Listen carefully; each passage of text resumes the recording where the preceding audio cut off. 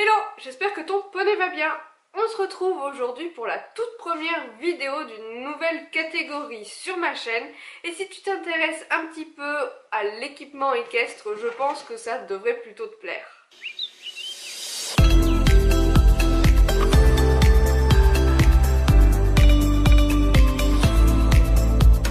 Petit disclaimer, oui je sais c'est un sujet plutôt redondant sur ma chaîne, le matos d'équitation.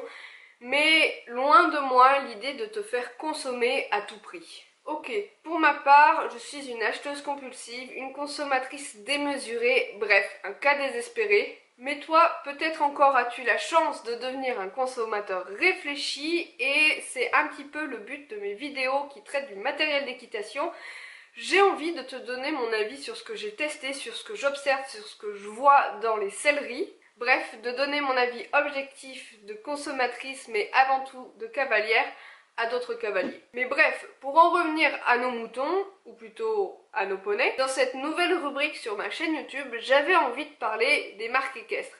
Alors que ce soit des marques qu'on connaisse déjà ou qu'on découvre ensemble, les marques qui sont chères ou au contraire les marques qui sont plutôt abordables, bref, toutes ces marques qui finalement équipent notre sellerie et nous entourent au quotidien. Pour un peu plus d'objectivité, je ferai ces vidéos toujours de la même façon, je présenterai toujours les mêmes types de produits, vous comprendrez un petit peu plus tard dans cette vidéo comment je vais vous les présenter. Et pour débuter cette série, je ne pouvais pas ne pas commencer en parlant de la marque Fuganza. Ce serait mentir de dire que toi, tu n'as jamais eu dans ton équipement équestre un élément de la marque Fuganza. Ce serait mentir que de dire que dans aucune sellerie française, il n'y a pas de matériel qui vienne de Decathlon. Bref, ça me paraissait la marque évidente pour commencer ce genre de mini-série. Je vais toujours commencer par parler rapidement de la marque. Alors vous le savez, Fuganza est une marque distribuée par l'enseigne Decathlon et elle a été créée en 2005 et ce qui fait la force de cette marque, c'est que les concepteurs de celle-ci sont des cavaliers de tous horizons, de tous niveaux, du galop 2 au galop 7, et qui ont eu pour but à un moment donné de faire de l'équitation un sport accessible à tous, sous-entendant bien évidemment accessible financièrement, parce que c'est pas un secret, l'équitation est un sport de riche, ou en tout cas il a cette petite notoriété qui nous colle à la peau. On remarquera aussi que la marque fait quand même pas mal de produits innovants, que ce soit du côté du cheval ou du côté du cavalier, tout en restant abordables. Il faut savoir aussi que leurs produits sont longuement testés avant d'être lancés sur le marché et même encore après ça, les concepteurs sont énormément à l'écoute de leurs consommateurs, c'est-à-dire que si vous laissez un avis sur le site internet, vous aurez toujours un retour et ça c'est vraiment positif parce qu'ils sont très à l'écoute des cavaliers finalement. Ensuite, en deuxième partie, je vais présenter 5 articles de la marque dont je vais parler. Donc aujourd'hui, bien évidemment, 5 articles de la marque Fuganza. Le premier, c'est un produit culte de cette marque. Alors, chez Fuganza, c'est difficile de faire un choix parce que on a tous eu les bottes en caoutchouc horribles que nos parents nous ont achetées la première année d'équitation. On a tous eu un casque Fuganza. Mais surtout, je pense, et dis-moi si je me trompe, on a tous dans notre garde-robe un pantalon d'équitation Fuganza. Aujourd'hui d'ailleurs, et de manière un petit peu plus particulière, j'avais envie de parler de celui-ci. C'est le pantalon le moins cher de la gamme Fuganza, celui qui doit faire à peu près 15 €. Il existe en noir, mais moi je l'ai acheté il y a quelques années de cette couleur-là, un peu beige, kaki, taupe. Et entre nous, c'est un pantalon pour 15 balles qui est increvable. Ok, il fait effet un petit peu pyjama, il est un petit peu trop épais pour l'été, un petit peu trop fin pour l'hiver.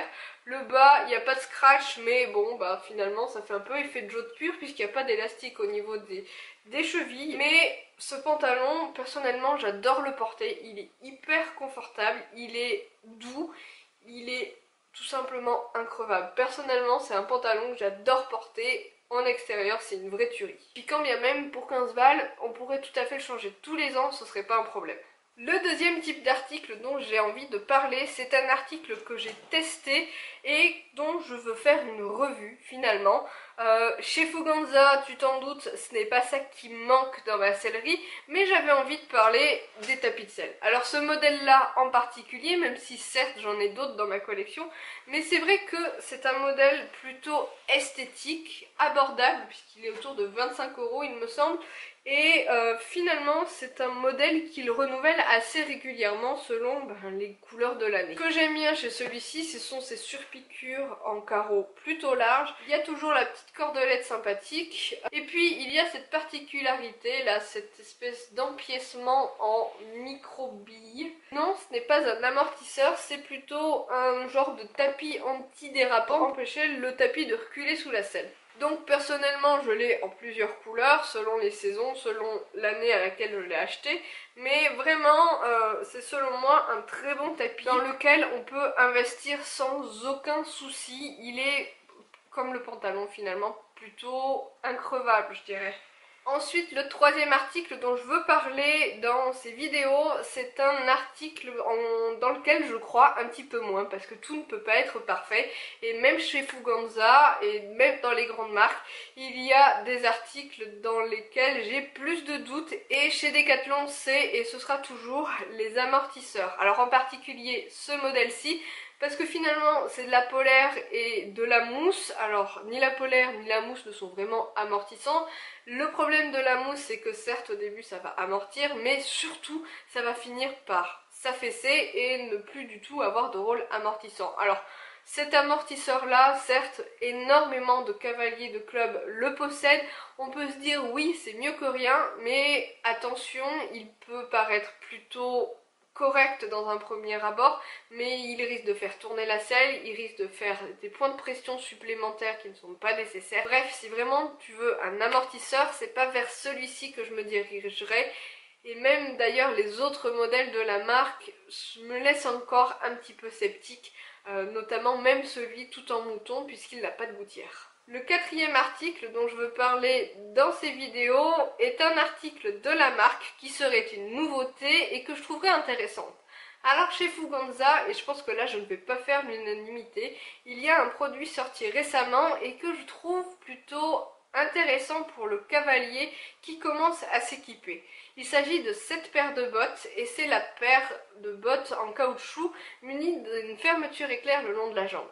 Alors, vous le savez, j'ai dernièrement investi dans les bottes haut de gamme de chez Decathlon et malgré tout je trouve ce modèle là hyper intriguant parce qu'on s'éloigne un petit peu et même carrément de la paire de bottes en caoutchouc qu'on avait quand on avait 8 ans et qu'à l'heure actuelle on peut pas enfiler parce qu'on a des mollets trop gros. Là, certes, on est sur un budget complètement différent, mais la botte est vraiment travaillée. Les semelles sont réfléchies. On a cet élastique tout le long du mollet qui permet vraiment de s'adapter à plusieurs tailles.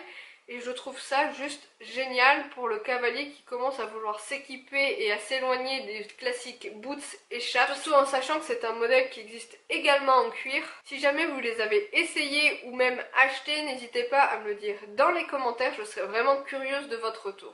Et enfin, le cinquième et dernier article dont je veux parler dans ces vidéos, finalement, c'est un article wishlist de la marque dont je parle. Et chez Decathlon, encore une fois, c'est plutôt difficile de faire son choix parce qu'à chaque fois que je vais chez eux, je prends un truc, une bricole. En bref, quand j'ai besoin d'un truc urgent, je vais chez Decat quoi. Mais de manière plus approfondie, j'ai depuis très longtemps, et ça je pense que je vais demander au Père Noël, un pantalon imperméable de la gamme Keep Warm. Et comme je disais, c'est plutôt difficile de s'en tenir à ça. Je pense que l'année prochaine, j'équiperai Lyon de la grosse couverture d'extérieur en 300 grammes. Et un jour peut-être, investirai-je dans le tout nouveau bridon de chez Fuganza avec les parties en cuir verni que je trouve super mignon. Ça y est, cette vidéo est terminée, j'espère que le format te plaît, je pense que ça s'améliorera au fur et à mesure des vidéos, mais aussi que ça se raccourcira, déjà il n'y aura peut-être pas ce fameux disclaimer en tout début de vidéo. N'hésite pas à me dire en commentaire quel est ton produit chouchou de chez Fuganza, quelles sont aussi les marques que tu voudrais que j'aborde dans ces vidéos, et sur ce, je fais plein de papouilles à ton poney, et je te dis à très bientôt.